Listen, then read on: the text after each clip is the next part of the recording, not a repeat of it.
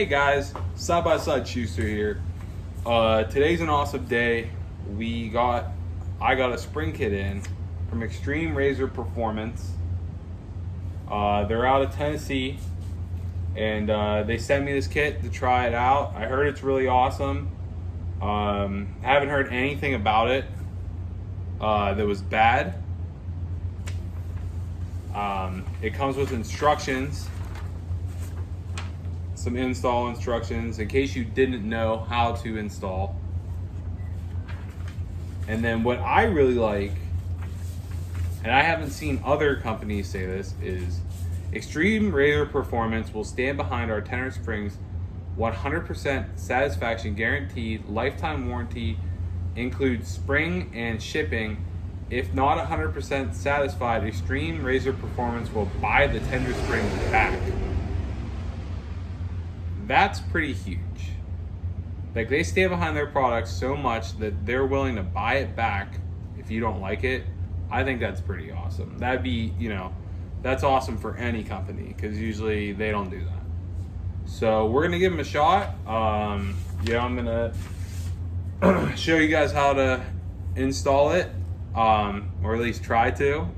My page says mechanical attempts, not mechanical feats. So I try to be like the average guy, what you could do in your garage. Try not to use all the power tools all the time. Like, I want it to be like whatever the average person can do. That being said, I see arguments about, people post every day in like forums, and they're like, it's like a picture of someone's suspension, like mine right here. Now that's jacked up because I have it up in the air right now, so it's not always this big, but I'll put a photo up of what it looks like normally. And it's not fully compressed, and that's how the Pro XP is. It comes with a heavier tender spring. Whenever the Pro XP is sitting flat, it is not yet. I mean, mine has 1,200 miles on it, completely compressed. It still has some spring to it, and the suspension's pretty good. Like, I've bottomed it out a couple times, but it still works pretty decent. I mean, I hit like 2-3 foot whoops, and it doesn't do anything hardly. So I want to see what these tender springs will do. And they look pretty sweet, so we'll see. I'll show you them. So this is the front, and this is beefier than my back one right now. It's a little shorter than the back one, but it's thicker. These are the ones for the front.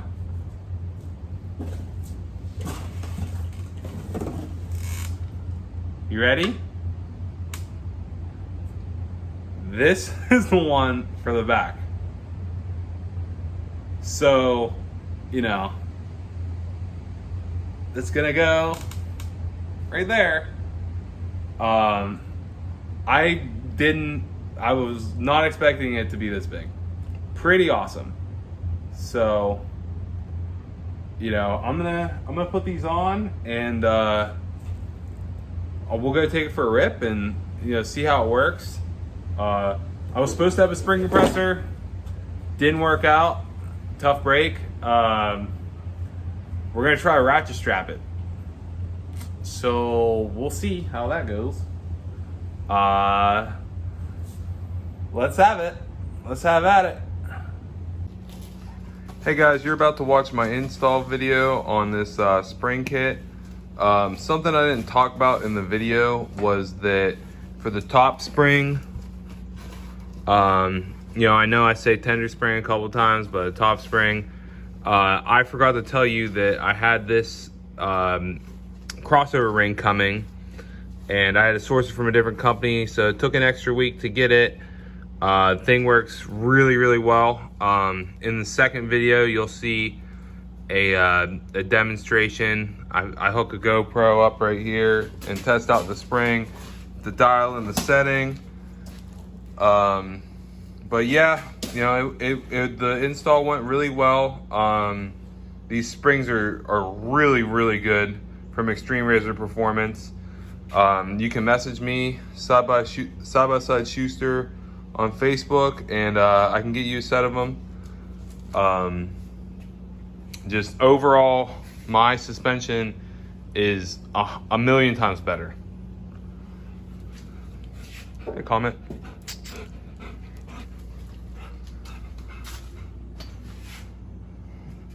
This is the other one. And then I'll show you guys the fronts. The fronts are just a tender spring. They aren't a dual. There's no ring in there. It's just a bigger, more plush spring, and it increased the ride so much. And whenever I'm talking about measurements, the measurement for the ride height is this thread, the depth of these threads, which I have set at 5 inches, and then the other important measurement is from here to here, which I have set at well, originally it was at 5 inches and 5/8, but it looks like these springs are broken in a little bit, and I don't know where it is now, but that's where I originally set it. In the second video, I'll get you some updates on it, but as long as it's around 5.5 inches, you should be good. So I was watching Hubert, the high-tech redneck, and he said to take this and wind it the whole way up. So that's what I'm doing right now.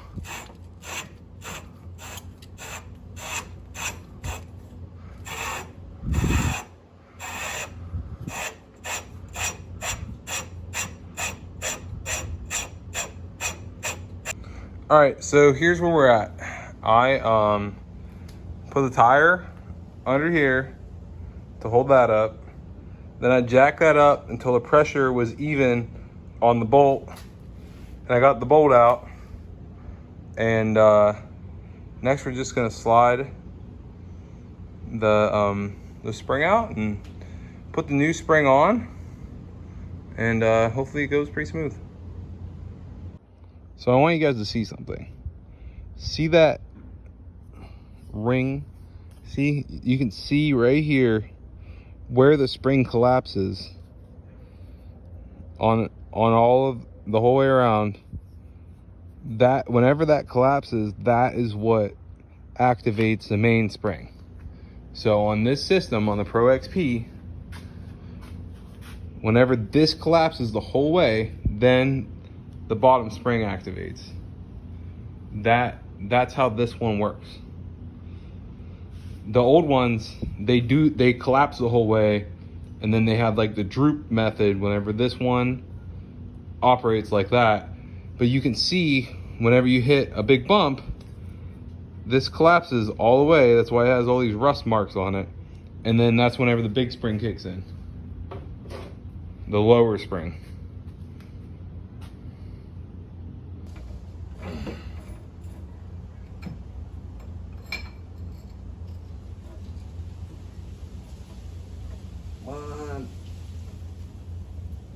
Oh man, so close. There we go. This whole thing comes out. Come on. Well, make sure you set this down the way that it was. And I'm just gonna set this right on top of it. And then this is my old tender spring. And this is my new one. So yeah, hopefully, you know, we'll get a little bit better performance out of this bad boy right here. I literally could not wait to put this on. I couldn't wait for anything. Like I cannot, like I just had to get it on. Like I just got it. stuff like 2 hours ago, and it's gotta go. So it's gotta go on.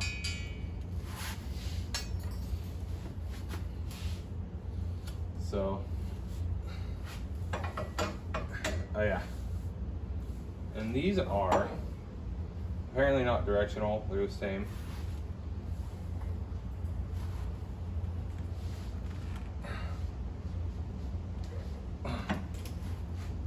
Yeah. I just need a little bit more clearance on that coupling at the bottom.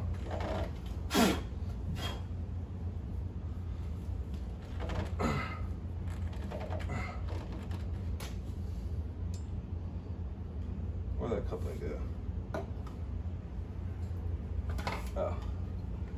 And like, if you mess up, or like anything, or you're not sure how something's gonna be, make sure you do one side at a time. That way, if something's wrong or you're not sure, you can go look at what it's like on the other side. So, on goes the new center spring.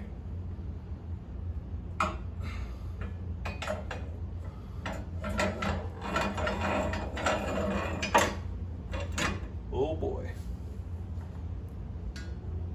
And hopefully the top is wound up enough. Oh yeah. I think we're gonna do it. I think we're gonna make it, boys.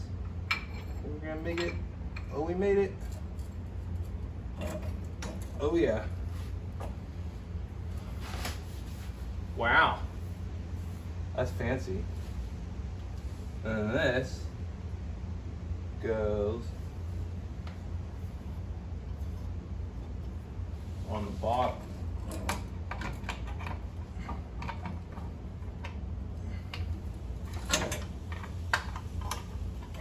Under here.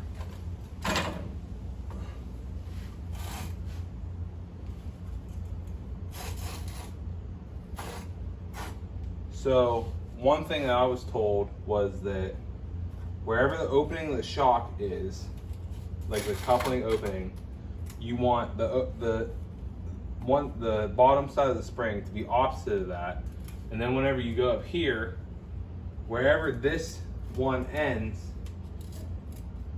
so it's back here, you want to make this side the complete opposite of it. So as long as this little piece here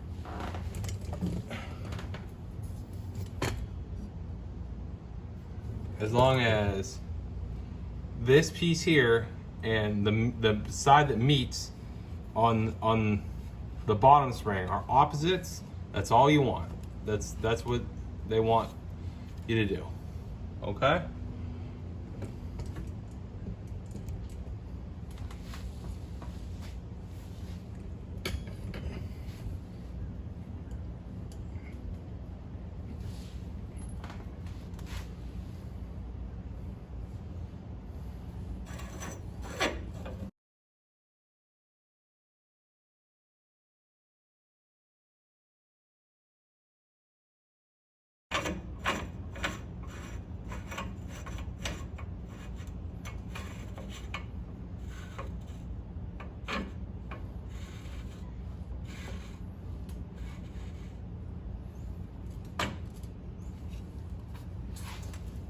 And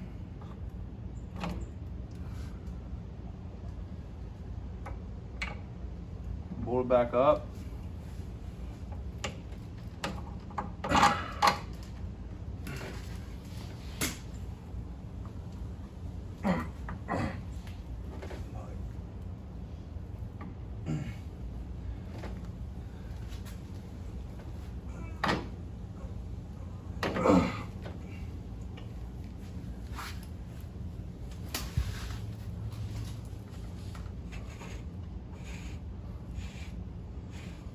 Oh yeah. Oh yeah. This is gonna be sweet.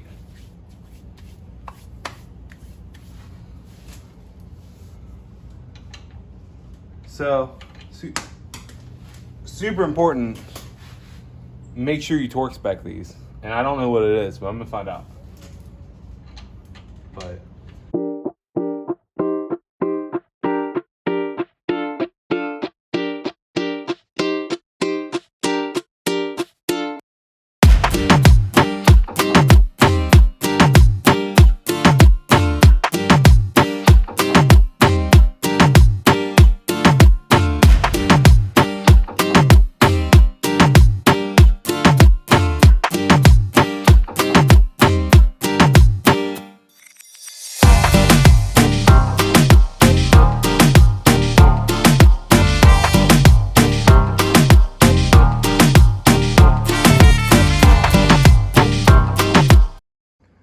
all right, guys, I got the other side out. This side was a lot easier now that I've, you know, been going through the motions, know what I'm doing. So, you know, ready to put it back together. Not super hard, honestly. Like, pretty much anyone with a socket and a socket wrench can do this. So yeah.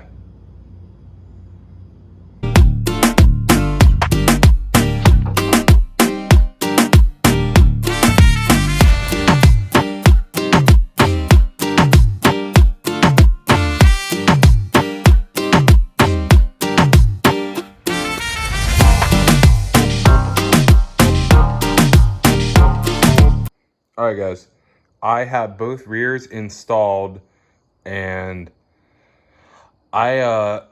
it says that I want 7.5 inches from here to there, and I have 4, and my ride height is at 15. So, and before I'm on full soft right now, it was at like, I don't know, like 12, maybe 12. Like, it used to sit level, and now it sits up pretty good.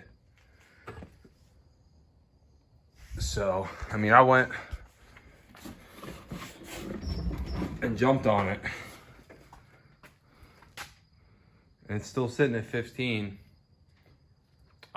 So if I crank those down another, you know, let me see. I don't want them too high, but they look good. I'm really, you know, I can't wait to get out real quick and test them.